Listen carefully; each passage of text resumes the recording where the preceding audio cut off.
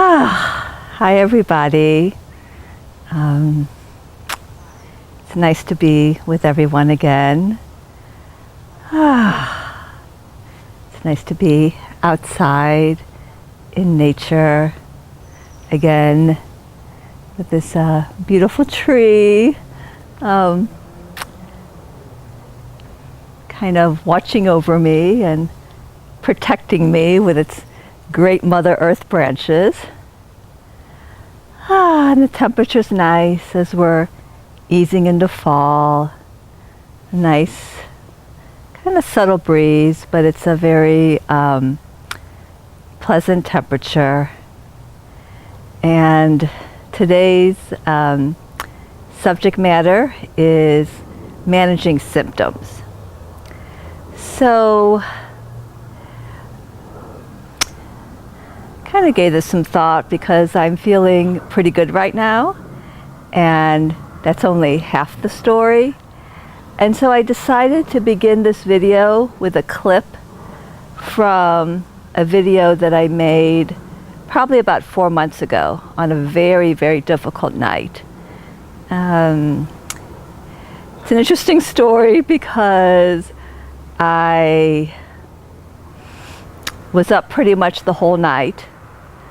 My mom was up with me. I was screaming about suicide, screaming about the end, and it just went on and on and on pretty much straight through the night. I had taken some pain medication as well as some sleep medication, and I was still in pain and I was still awake. So not only had I taken pain medication and sleeping medication, but I'd also done all my more natural support things. I had done crystals, I had done a little bit of movement. I actually in this moment can't remember all the different things that I did, but I pretty much used all the tools in my toolbox and nothing was seeming to help. And in this half delirious state, I stumbled into my video room, and my mom followed me because she was up all night with me because she was very scared, because every word in my mouth was, I can't stand it anymore, I need to get out, I want to end my life, suffering's too much. And so she was scared, but I didn't see her follow me into my video room. And in this half delirious state, I recorded myself. My mom said she was surprised that I could even work the video camera with the medication and with this high level of distress. And I share this video with you because I think it's kind of grounding, and it puts everything that I'm going to say today in perspective. It's kind of the starting point of what needs, what doesn't work, and from what doesn't work through a long journey, I learned what does work. So the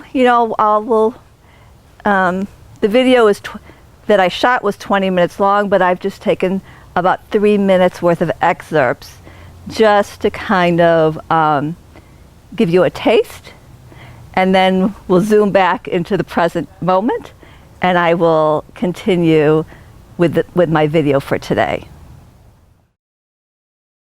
Right now I feel like I'm being tortured. I want to crawl out of my skin, and I just want to say, God, take me. Take me, please take me. Please relieve me of my suffering. Please just take me. Wash me in water. And hold me. And take the pain out of my body. And let me be in peace. Just let me be in peace. But that's not what I'm getting tonight. That's not what I'm getting tonight. Tonight is the suffering. And that I'm a psychotherapist and I don't understand how to help myself. Oh. Oh. Oh. I rebounded. I put on good music, lit candles. I used a little bit of my crystals. I've been trying all day. And the pain. It just takes. I took pain narcotics. They didn't help. I took stuff to knock me out to sleep, and I'm still sitting here awake. I think it's my body, acting out what's going on inside. The angst. As my body goes through these changes, and there's resistance, and I'm so sensitive, I feel it all. I feel like I feel the cancer, like it has a personality saying, don't attack me. I don't want to die. I have a right to live. And I feel the immune system saying, we got to get rid of this. It's not helping your health. And I feel this angst. And I just want to lay down and give up. It just feels like too much. I just want to lay down and give up.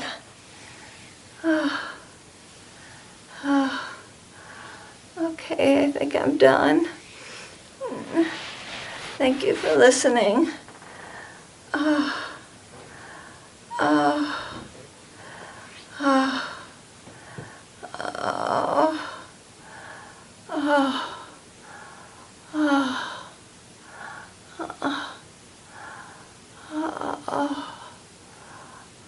My stomach hurts.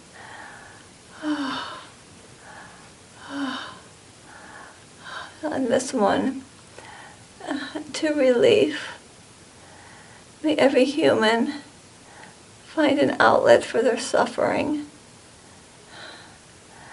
May suffering be manageable and effective in leading to healing.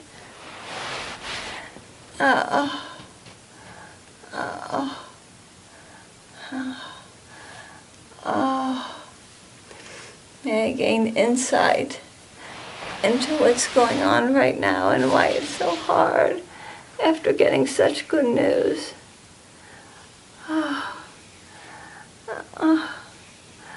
May God bless me and hold me and hold any beings that are suffering.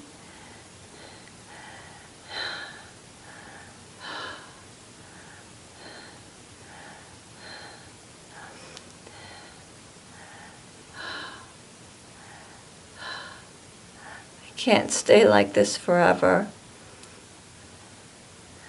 So I know eventually I'll be back in peace. Hopefully sooner rather than later.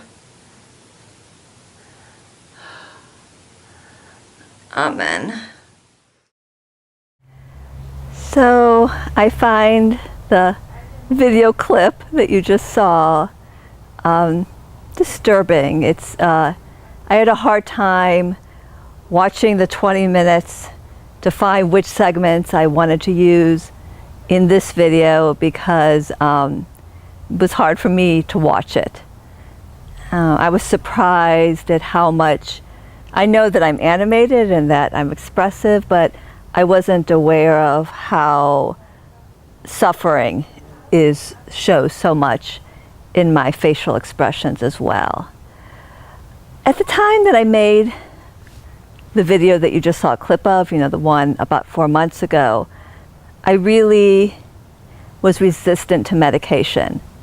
I did take some medication that night, but that was unusual. And during that time, it was very common for me to have nights like you just saw in the clip. And the suffering would go on and on and on for very long periods of time, 10 hours, 12 hours, 14 hours, and I would somehow sustain it. But you can't really heal in that kind of state of distress. In order for the body to heal, it needs to be in a healing state, which is calm. And so one of the things I had to come to terms with was making my medication a friend and partnering with it. And I'm very fortunate in that I don't need medication daily. I can still go 4, 5, 6, 7 days without any pain medication, which is still, you know, astounding. But when I do need it, I need to take it. And I need to take it without judging myself. Because if I take the medication and that helps, but if I'm judging myself, that creates negative energy and I'm decreasing the effectiveness of the medication if I'm going to be criticizing myself for taking it. And I'd say probably a few weeks ago, I was, you know, really struggling, and I was just feeling this heavy pressure, and I was starting to feel like things were becoming too much again. And I was not, it wasn't as bad as in the video clip, but I was starting to go in that direction. And I thought, you know, maybe it's time. Maybe it's time, you know, to just let go. And I realized that I really hadn't had a break from the stress in about a year. But I started to look at the stress. What was the stress about? Oh, I'm laughing, it's not really funny, but there was so much pressure that I put on myself that I wasn't fully aware of. So, it starts with eating. How do you eat? You know, you have the alkaline people that say, you know, disease forms in an acid body, and the opposite of acid is alkaline. So you need to eat an alkaline diet or drink a lot of green juice to create an alkaline environment. And then you have people that say, you know, candida and viruses are the underlying cause of cancer.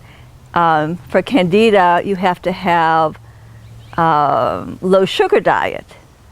So, but it's conflicting because some things that are okay in the candida diet are not okay in the alkaline diet. Some things that are okay in the alkaline diet are not okay in the candida diet. And then I did muscle testing. So let's see, I would bring in a food, they would test my arm, they would try to make it go down, that my arm was strong. Then I'd put a food to my heart, and they would try again, and if my arm collapsed, the theory is that that food weakens my body. So I had all these messages in my head about 100 foods that I supposedly was not supposed to eat. And I had lost almost 15 pounds since I began treatment for cancer or healing, began my healing journey from cancer. I always try to watch my language. And on top of that, I have a fast metabolism. Oh, and it's gotten even faster since the diagnosis. So I have to eat round the clock, literally every, 2 hours, 3 hours maximum, including through the night. I just wake up twice through the night and eat. I don't even have to set an alarm. My body, I've just trained my body, because if I don't eat 24 hours a day, I lose weight. I have to do that just to maintain this low weight. I don't gain weight. This is just to maintain it. So there was this like constant, I pick a food and then I hear these voices from certain schools or certain people that I've consulted with that say, oh, that's a bad food if you have cancer. And then I hear this other voice saying, oh, you muscle tested negative for that one. I have all these voices, and then this pressure, it just seemed like so daunting. Every 2 hours to have to eat and figuring out what I can eat and what's going to support me and what's going to, my mind, it just was like, it's like I couldn't do this anymore. And then I take like 60 supplements. They're all natural, they're all immune support and anti-cancer, and some of them were just, regular vitamin D, vitamins. And I'm just like, the pills, I just started to say, I just started to dread these pills. And then on top of that, because of the swelling, there's not much room in my stomach. So I can only eat so much at a time. And the combination of all that was starting to make me a little crazy. So I finally just said, I really want to say the whole word, but I'll just say F it to be a little proper. But if I wasn't being videotaped, I would say the 4-letter word. But for this video, I'll just say F it. I said, F it? I've had enough. And I just said, yeah, I'm taking 2 days off. I said, I'm not taking any supplements. I'm eating French fries. I'm having a chocolate chip cookie. And I'm relieving this pressure because the pressure is killing me. I can't heal with this pressure over my head. So I said, wow, you mean I don't have to die to get a break? I thought the only way to get a break was to die. It's like, oh, you mean I can just give myself a break? I can just say, I'm on break. No pills. I'm eating whatever I want. I don't really care what the consequences are. And so be it. And that was the beginning of my shift. My shift from the energy of the clip that you saw to this energy you see now. That was the big shift, was taking this pressure off me and starting to listen to myself. The other issue is that the pain medication causes severe constipation. And that's kind of a serious issue because the cancer and the toxins eliminate through the colon. And if the colon is impacted, things recirculate through the blood. So there was like I started going for colonics, which I know can be of great benefit, but I had too many of them and my body was starting to feel like the aggressiveness of it. And again, I was in this dilemma because when I need the pain medication, I need it. But I don't want, I was starting to have conflict because of the effect on my bowel system. And the colonics were not working. They were not the solution for me. So finally I just said, again, F it, F it, F it, F it. And I said, listen, on my death certificate, I do not think it's going to say she died because she went too long without a bowel movement. And on my death certificate, I don't think it's going to say she died because she didn't weigh enough. So I kind of prioritized. I said, what's the most important thing? The most important thing is to be in the healing state and to kill the cancer. And in order to be in the healing state, I have to take the medication when I need it, without fear, and without criticizing myself. I said that everything else I'll address as best I can. So I started being more, I stopped worrying about my weight. When I have bad, difficult days, I lose my appetite. And then I would get all, build anxiety, oh my God, you're gonna lose more weight. I would create more stress on a day that was already difficult. Now I'm like, Laura, when you don't feel well, you don't feel like eating. But when you feel good, your appetite comes back strong. Just go with it. Just go with it. And I started taking a stool softener when I take the Percocet is a narcotic that I take when I take the Percocet, and that has pretty much solved the issue. I've learned to manage it. I mean, I hate laxatives, but if the stool softener isn't enough, I will take the tiniest dosage of a laxative.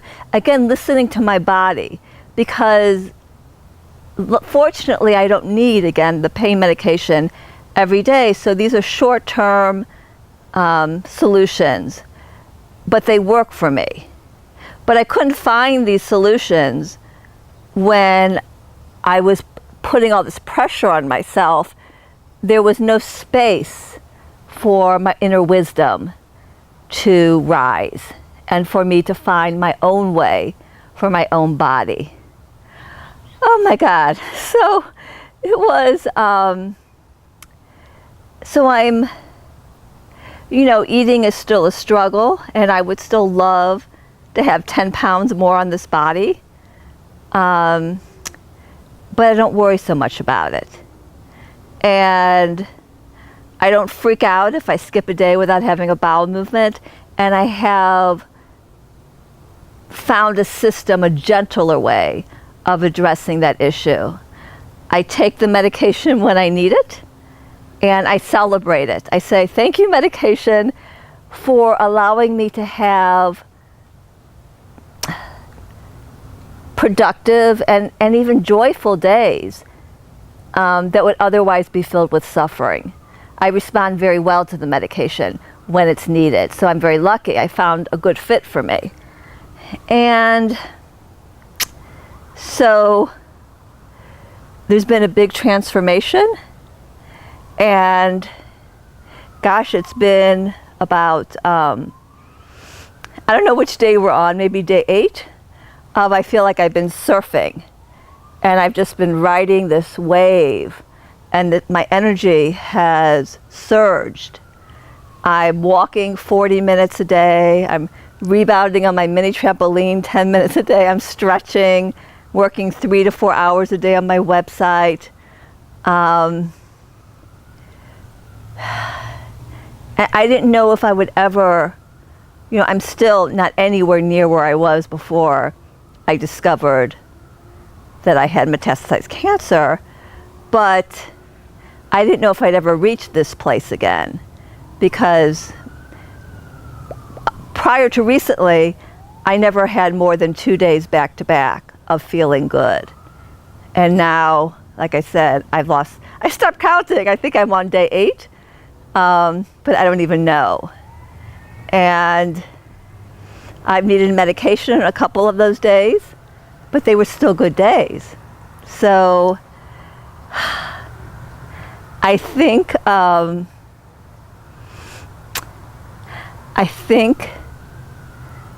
that concludes my description of this most recent transformation.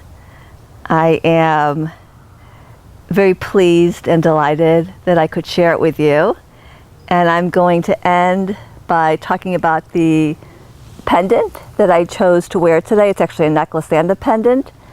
The beaded part that goes around my neck is green tourmaline. And it's it's actually considered the strongest heart activator stone. And it aligns the electromagnetic field of the heart with the electromagnetic field of the earth. And then we have the clear quartz, which is for clarity, clarity of self, clarity of purpose, clarity of thought.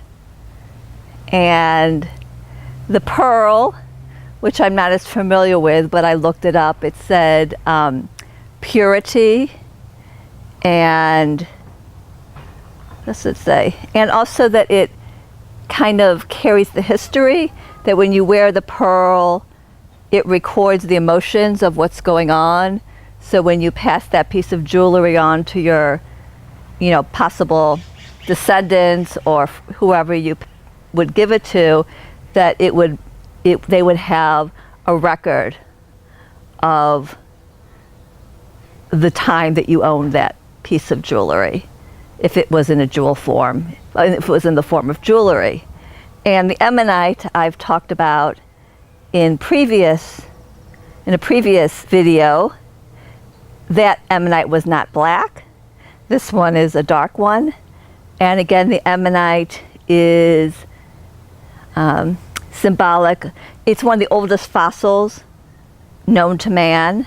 It's a sea creature, and that's been opalized. The skeleton's been opalized, and it represents going back to the origins. And a huge part of my healing is going back to the origin of my soul before everything was kind of put onto it. So it's its purest form. Its purest form. And that is a huge part of my healing journey right now. So, again, I want to take a moment to take in the breeze that I'm feeling. I see the leaves have a nice, nice gentle movement. I always love to watch the leaves and the branches kind of just gently move in the wind. And take in the view. Again, feel that breeze against my skin. And I just want to end in gratitude for all those who have supported me on my journey. Blessings and deep gratitude to all of you. Thank you.